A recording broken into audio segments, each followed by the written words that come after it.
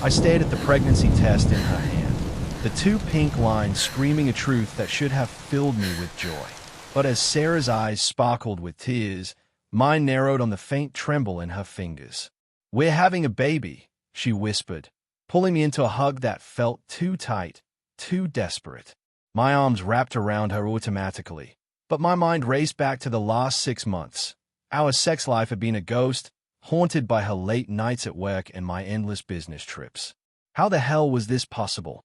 That night, as we lay in bed, her head on my chest, I couldn't shake the unease gnawing at me. Sarah had always been the planner, the one who mapped out our future like a spreadsheet. Marriage at 28, house at 30, kids at 32. We were right on schedule, except I'd been shooting blanks for years. Not literally, but close. Doctors had said my low sperm count made conception a long shot without help. We'd talked about IVF, but she brushed it off lately, saying we should let nature take its course. Nature? I stroked her hair, feeling the soft waves I'd loved since college, and wondered if I was just paranoid. "I'm so happy, Mark," she murmured, her voice thick with sleep. "This is our miracle." Miracle. The word stuck in my throat like a lie. The next morning, over coffee, I tried to play it cool. "When do you think it happened?" I asked, staring my mug endlessly. She paused, her spoon clinking against the ceramic. "Oh, probably that weekend you were in Chicago. Remember? I was feeling frisky." Chicago was 3 months ago. Plausible, but her eyes darted to the window, avoiding mine. I nodded, forcing a smile, but doubt seated itself deeper. Work had been hectic for her, promotions dangling like carrots, and she'd been pulling all-nighters at the office. Or so she said. I kissed her goodbye and headed to my job, but my thoughts spiraled. By lunch, I was scrolling through our shared calendar on my phone, cross-referencing dates. Her team-building retreat last month. No photos, no stories shared. Just a vague "it was fun" when she got back, smelling faintly of cologne that wasn't mine. Suspicion festered like an untreated wound. I started noticing little things. Her phone glued to her hip, notifications silenced. One evening, as she showered, I glanced at it, password protected now, when it never used to be. "Babe, why the lock?" I asked casually later, handing her a glass of wine she declined. "Privacy at work," she shrugged, but her laugh was off, brittle. We made love that night for the first our time in weeks, her body responding with a fervor that felt performative, like she was proving something. As I held her after, whispering about baby names, she tensed. "Mark, let's not jinx it. Early days." Her words hung in the air, heavy with unspoken weight. I lay awake, staring at the ceiling, denial wrapping around me like a blanket.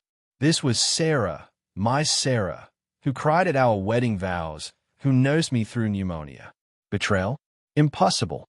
But the clues piled up, subtle at first, then insistent. A receipt in her purse for a hotel bar I didn't recognize, dated during my Seattle conference. "Client meeting," she explained when I asked, her cheeks flushing.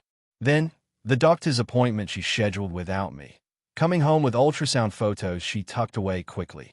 "Everything's fine," she said, but her smile didn't reach her eyes.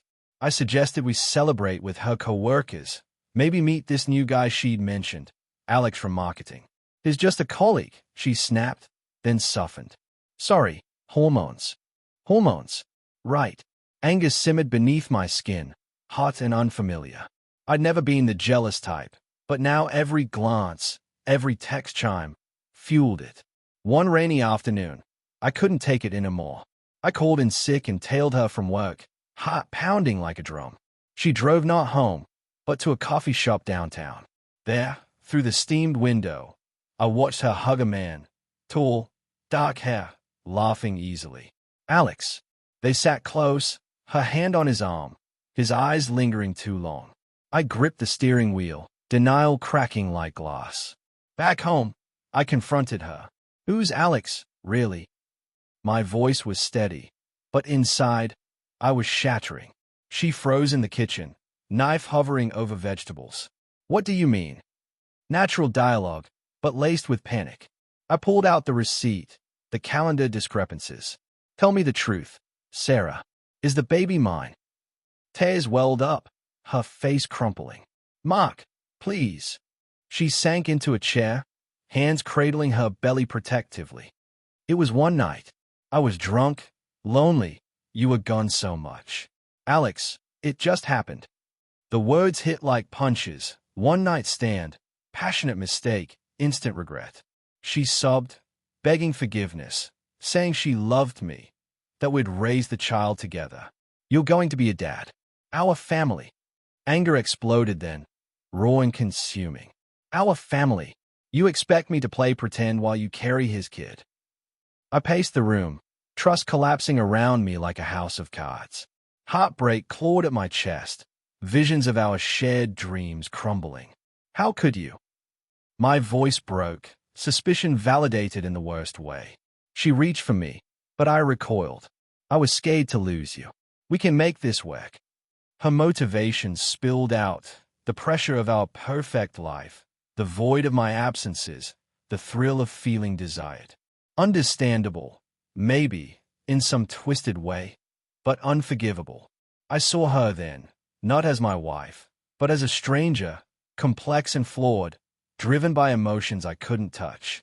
That night, I packed a bag, the house echoing with silence.